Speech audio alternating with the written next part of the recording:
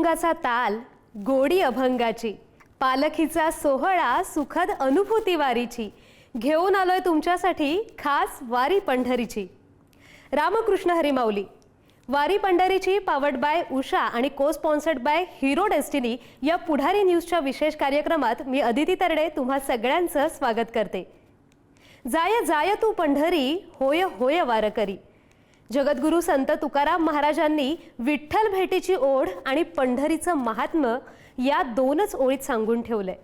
चंद्रभागेचं वाळवंट, खांद्यावर फडकणाऱ्या भगव्या पताका, गळ्यात तुळशीच्या माळा आणि कपाळावर लावलेला अबीर बुक्का हेच रूप डोळ्यात साठवण्यासाठी आज लाखो पावलं पंढरीच्या वाटेवर चालतायत.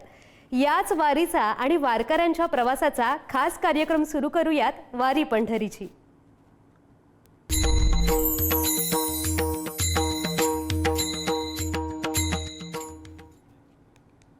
सुंदर ते ध्यान उभे वट्टेवरी, करकटावरी ठेवून या. असाच अनुभव आज वारकऱ्यांना येतोय. संत ज्ञानेश्वर माऊलींच्या पालखी सोहळ्यातील सर्वात अवघड आणि महत्त्वाचा टप्पा म्हणजे दिवे घाट. पण हाच घाट चढून आल्यावर वारकऱ्यांचा सगळा क्षीण एका क्षणात पळून जातोय, कारण घाटाच्या माथ्यावर सह्याद्रीच्या कुशीत उभी आहे साक्षात विठ्ठलाची एक भव्य आणि विलोभनीय मूर्ती. टाळ मृदुंगाचा गजर, ज्ञानोबा माऊली तुकारामच्या जयघोषांनी दुमदुमणारा दिवे घाट, डोक्यावर तुळशी वृंदावन घेतलेल्या माऊली, हवेत फडकणारे भगवे ध्वज आणि वारीचा हा अथांग जनसागर. वारीच्या काळात प्रत्येक वारकऱ्याच्या आकर्षणाचं केंद्रबिंदू ठरलेल्या या भव्य विठ्ठल मूर्तीजवळून थेट आढावा घेतलाय आमचे प्रतिनिधी निलेश जगताप यांनी. पाहूयात.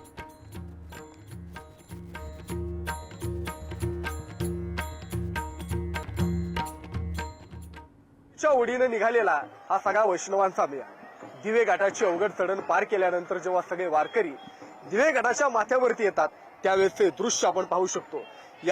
हे सगळे वारकरी दिवे घाटाची अवघड चढण पार करून आले की समोर उभी राहते ती विठ्ठलाची भव्य अशी मूर्ती. जणू काही हा सावा विठोराया कमरेवरती हात ठेवून आपल्या भक्तांची, आपल्या वारकऱ्यांची या ठिकाणी वाट पाहतोय की काय असं दृश्य या ठिकाणी निर्माण होतं. जे काय वारकरी घाट सोडून वरती येत आहेत ते या ठिकाणी आल्यानंतर या विठ्ठल मूर्तीचं दर्शन घेत आहेत. खरं तर घाटाच्या वळणावर स्थित असलेली ही मूर्ती केवळ प्रेक्षणीय स्थळ नाही तर वारीच्या काळात ते ऊर्जेचं केंद्र बनतं. पाऊले चालती पंढरीची वाट म्हणत येणाऱ्या वारकऱ्याला या विठ्ठलाच्या मूर्तीला पाहून धीर मिळतो आणि म्हणून काही वर्षांपासून ही मूर्ती या ठिकाणी येणाऱ्या प्रत्येक वारकऱ्याला जणू काही साथ घालताना या ठिकाणी पाहायला मिळते. संत ज्ञानेश्वर महाराजांच्या पालखी सोहळ्यातील दिवे घाटाचा प्रवास म्हणजे भक्ती आणि शक्तीचा अनोखा संगम आहे. कितीतरी अंतर चालल्यानंतर थकलेले पाय जेव्हा हा घाट चढू लागतात तेव्हा समोर दिसते, जेव्हा ही दिवे घाटातील भव्य विठ्ठल मूर्ती दिसते, जणू पंढरीचा राजा विठुराया आपल्या लेकरांना भेटायला इथेच येऊन उभा राहिलाय की काय अशी अनुभूती या ठिकाणी प्रत्येक वारकऱ्याला मिळते.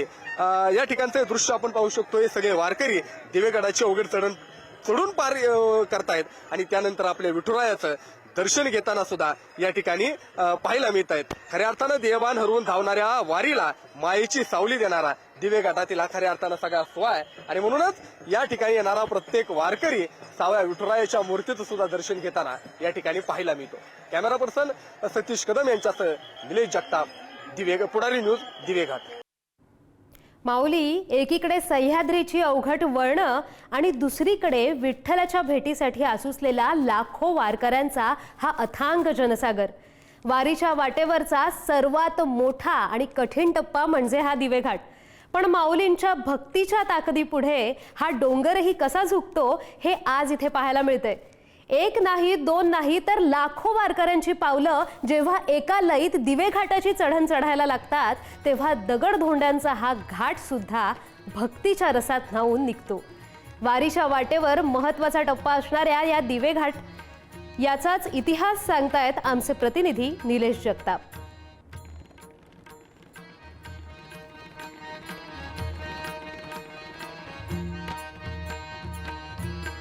दिवे घाटाच्या माथ्यावर मी सध्या आहे. आपण कधी विचार केलाय का की माऊलींची पालखी याच दिवे घाटातून का जात असेल? शेकडो वर्षांचा इतिहास या घाटाला आहे. वारकरी घाट चढून आले तरी त्यांची पावलं थकत नाही. काय नेमका या दिवे घाटाचा इतिहास आहे? आपण एका बाजूला पाहू शकतो पुणे शहर वसलेलं आहे आणि दुसऱ्या बाजूला पुणे शहरातून ही वाट संत सोपान काकांच्या सासवड भूमीमध्ये येत असते.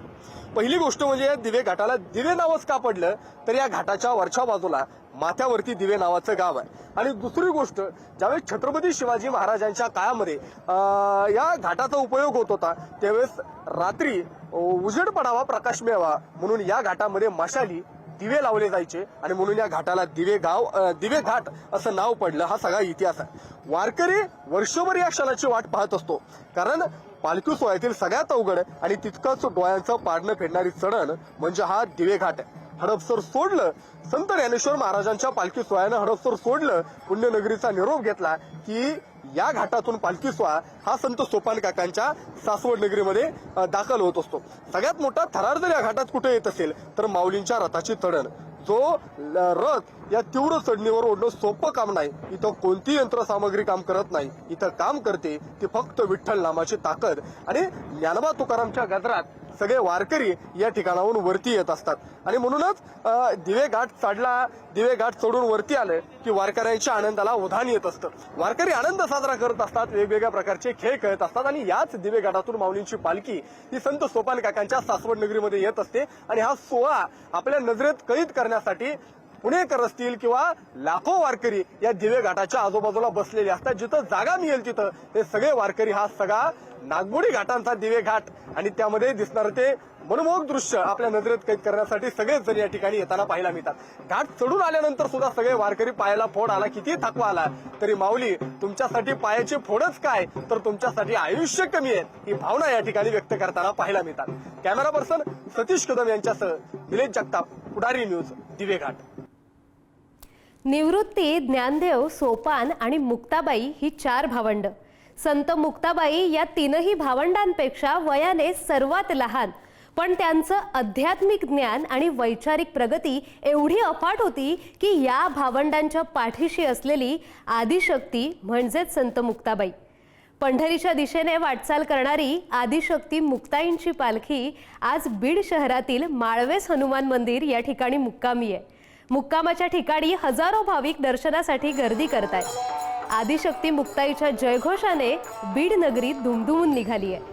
याच पालखी सोहळ्याचे पुढारी न्यूजच्या प्रेक्षकांना खास दर्शन घडवतायत आमचे प्रतिनिधी उदय नागरगोजे. पाहूयात.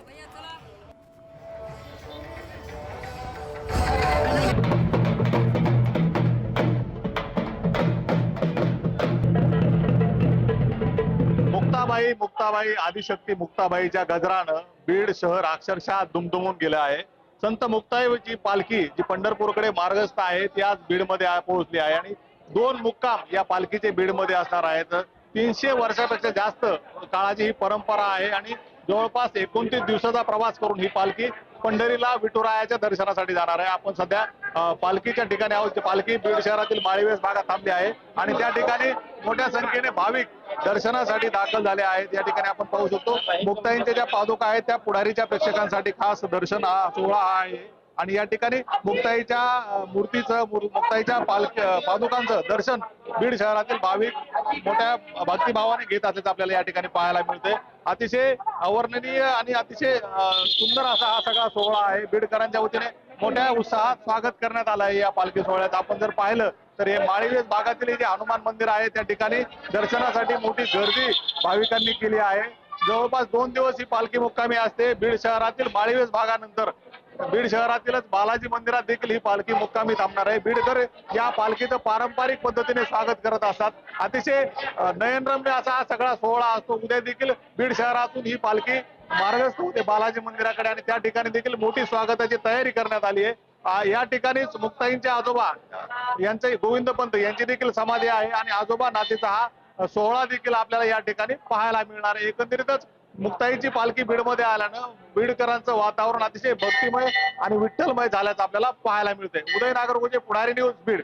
आदिशक्ती मुक्ताईंची पालखी आज बीडमध्ये पोहोचली आहे. पंढरीला विठुरायाच्या दर्शनासाठी निघालेली ही पालखी 2 दिवस बीडमध्ये मुक्कामी असणार आहे आणि मुक्ताईचं आणि बीडचं हे अनोखं नातं आहे. मुक्ताईंचे आजोबा गोविंद पंत यांची समाधी देखील बीडमध्ये आहे आणि आजोबा नातेचा हा सोहळा देखील या ठिकाणी होणार आहे. आपल्यासोबत या ठिकाणी पालखीचे प्रमुख देखील आहेत. काय सांगाल महाराज, गेल्या अनेक वर्षांपासूनची ही परंपरा आहे, तुम्ही पुढे चालवताय, कसा नेमका प्रतिसाद असतो वारकऱ्यांचा, तरुण वारकऱ्यांचा नेमका कसा प्रतिसाद असतो? आदिशक्ती मुक्ताबाईंचे एक व्यक्तिमत्व 12व्या शतकामध्ये महाराष्ट्रामध्ये उदयाला आलं. ज्यावेळेस मुक्ताबाईंचा अवतार झाला त्यावेळेस 3 सूर्य उगवले. तिन्ही देव जैसे परब्रह्मीचे ठसे, जगी सूर्य जैसे प्रकाशले. एका सूर्याचा प्रकाश ज्ञानोबा म्हणतात, बिंब तरी बचके एवढे, त्रैलोक्याशी प्रकाश, तिन्ही लोक प्रकाशाची त्रैलोक्य थोकडे. आता एका सूर्याचा प्रकाश एवढा, हे 3 सूर्य आणि त्याच्या समोर मुक्ताबाईंचा क्रांती सूर्य. म्हणून 12व्या शतकामध्ये मुक्ताबाईंची क्रांती केली सर्व क्षेत्रामध्ये. ते अभिनव क्रांती आहे. खर तर स्त्री होणंच अवघड आहे, आई होणं तर कठीण आहे. जगातली सगळ्यात मोठी वर्किंग वुमन स्त्रीच आहे, आई आहे. मग ती कधी बांगड्या मागे सारून भाकरी थापणारी असेल, कधी शेतीला जाणारी असेल, शेतातून आल्यानंतर गाई वासरांची भेट करून देणारी, स्वतःच्या मुलाची भेट व्हायच्या अगोदर गाई वासरांची भेट करून देणारी मा या महाराष्ट्रानं अनुभवलेली. स्त्री होणं कठीण आहे, आई होणं कठीण आहे, त्यात मुक्ताबाई होणं फारच कठीण आहे. ती मुक्ताबाई जी ज्ञानियांची आई झाली. अज्ञानी पोराला सांभाळणारी आई होता होता प्रयत्नाची पराकाष्ठा करावी लागते. त्याहीपेक्षा मोठं कठीण अंतःकरण करावं लागतं की ज्ञानी लेकराची आई होणं, जे मुळातच ज्ञानी पण त्या ज्ञानावर आरूढ असलेल्या ज्ञानाला दिशा देणारी आई ही मुक्ताबाई. अज्ञानाशी बोध आणि सज्ञानाशी शुद्धी, तोडिली उपाधी सर्वतरांची. जगातलं सगळ्यात मोठं आगळं वेगळं पण हे मुक्ताबाईकडे आहे. म्हणजे अध्यात्मामध्ये, साहित्यामध्ये, सारस्वतामध्ये मंगळसूत्रासारखा शोभून दिसणारा ज्ञानेश्वरी नावाचा ग्रंथ ज्या मुक्ताबाईने या महाराष्ट्राच्या पदरात घातला, ती मुक्ताबाई आता न्याहाळणं कठीण आहे. ते काय जीवन असेल आईसाहेबांचं ते अनुभवणं कठीण आहे. मुक्ताबाई मुक्ताबाई म्हणता म्हणता आपला सगळ्यांचा प्राण जावो, त्या आईसाहेब नावाचं दैवत आपल्याला आयुष्याच्या शेवटच्या श्वासापर्यंत कळो, हीच प्रार्थना करण्याचा हा दिवस आहे. आणि त्याची अनुभूती आम्हाला पावला पावलाला वाटचालीत देत असते. मंडळी, श्री ज्ञानेश्वर माऊलींनी ज्ञानेश्वरी हा अद्वितीय ग्रंथराज जिथे लिहिला आणि वाचला, त्या पवित्र नेवासा भूमीतून माऊलींची पालखी नगर तालुक्यात दाखल झाली आहे. या सोहळ्यामध्ये 30 दिंड्या आणि सुमारे 20,000 वारकरी सहभागी झालेत. 2 किलोमीटरहून अधिक लांब असलेल्या दिंडीच्या रांगेतून टाळ, मृदुंग, वीणा आणि भक्तिरसात न्हालेल्या अभंगांनी वातावरण भारून गेलंय. वारकऱ्यांच्या पवित्र उत्साहाला भरभरून प्रतिसाद मिळतोय. ही वारी केवळ एक धार्मिक परंपरा नसून ती भक्ती, समर्पण आणि संस्कृतीचा संगम आहे. अशा प्रकारे नेवासेमधून निघालेली ही पालखी पंढरपूरकडे मार्गस्थ झाली आहे. संपूर्ण मार्गावर भक्तजनांची अपार श्रद्धा आणि प्रेम अनुभवायला मिळतंय. पालखी प्रमुख देविदास म्हस्के यांच्याशी बातचीत केली आहे आमचे प्रतिनिधी उमेर सय्यद यांनी. पाहूया.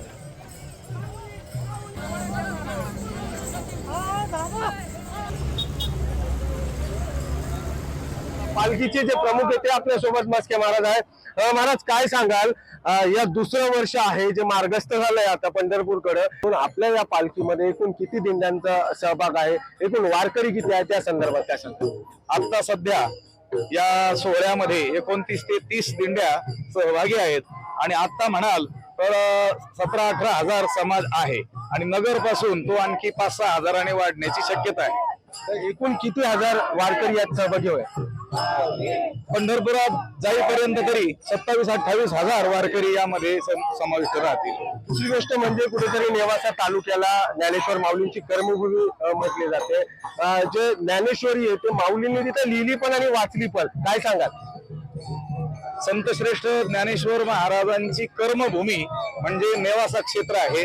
जगाला ज्ञान देणारा ग्रंथ ज्ञानेश्वरी आणि अमृतानुभव या 2 ग्रंथांची रचना तिथं झाली.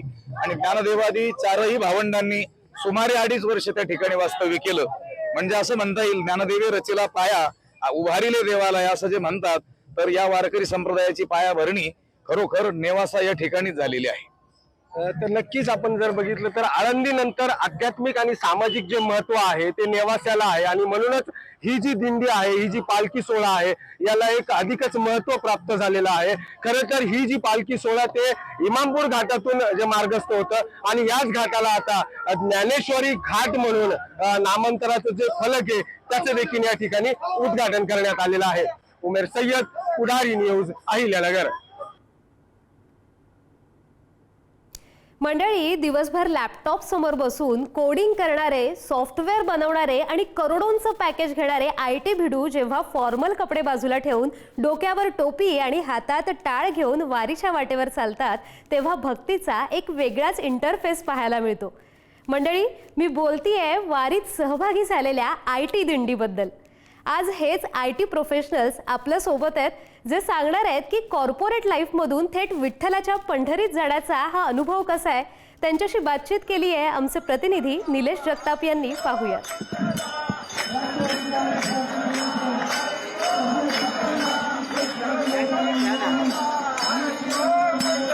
वारीच्या वाटेवरती अनेक दिंड्या सहभागी होत असतात. जगद्गुरू संत तुकाराम महाराज, संत ज्ञानेश्वर महाराज दोन्ही पालखी सोहळ्यामध्ये अनेक दिंड्या असतात.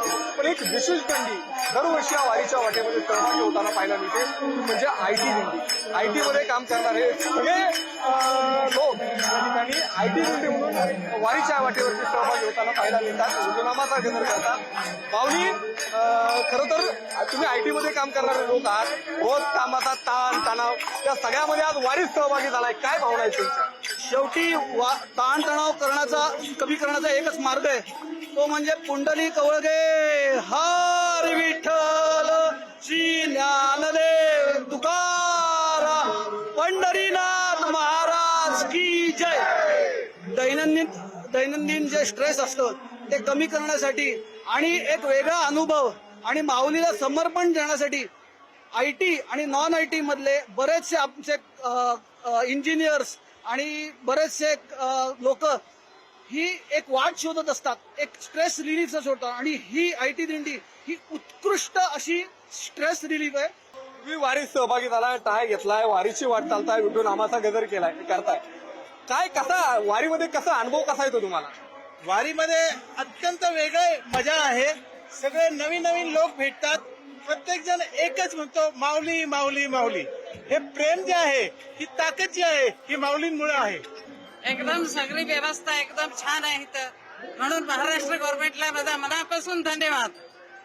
पहिल्यांदा आले मी, फार छान वाटलं. मी हे दुसऱ्यांदा वारीमध्ये आलोय आणि मी पूर्ण वारी करतोय. हे सुरू करतो आळंदीहून आणि पंढरपूर पर्यंत वारी करतो. आम्ही 3 लोक आहे कर्नाटकचे. आम्ही बेंगळुरूहून आलेलो आहे.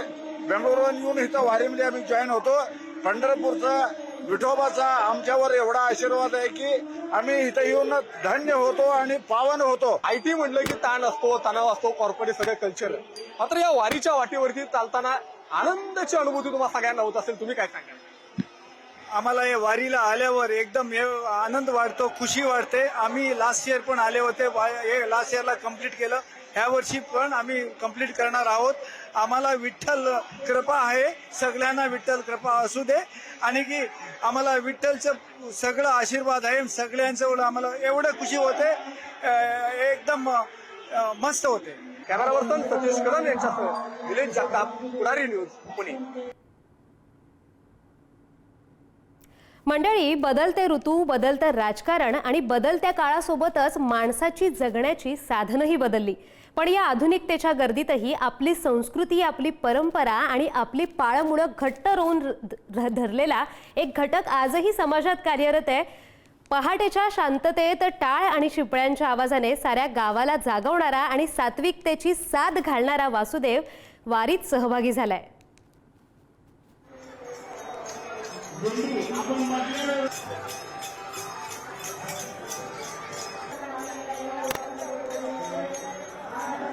दान पावलं देवा दान पावलं असं म्हणत पहाटे आपल्याला जागवणारा हा वासुदेव. आणि या वासुदेवालाही आता विठ्ठलाच्या भेटीची ओढ लागलेली आहे.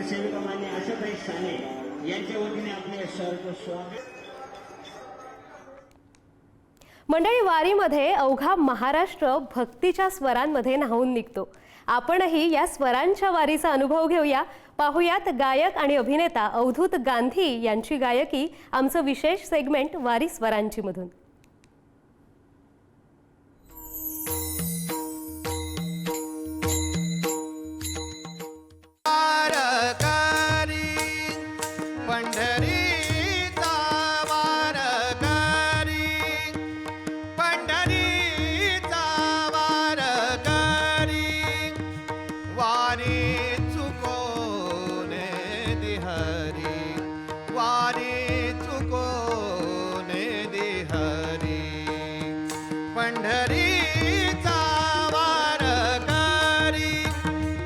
पंढरीचा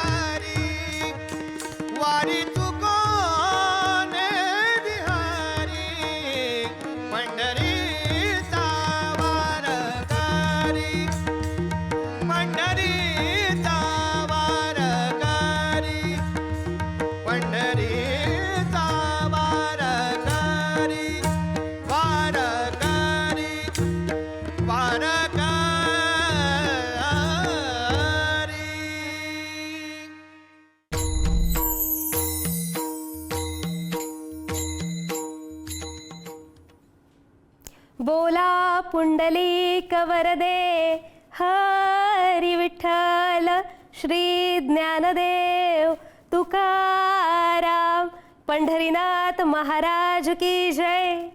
वारी पंढरीची powered by Usha, associate sponsors Hero Destiny आणि Rashtriya chemicals and fertilisers limited या विशेष कार्यक्रमात आपण इथेच थांबतोय. पण माऊली, न जाता पंढरपुरा अनुभूती येईल वारीची.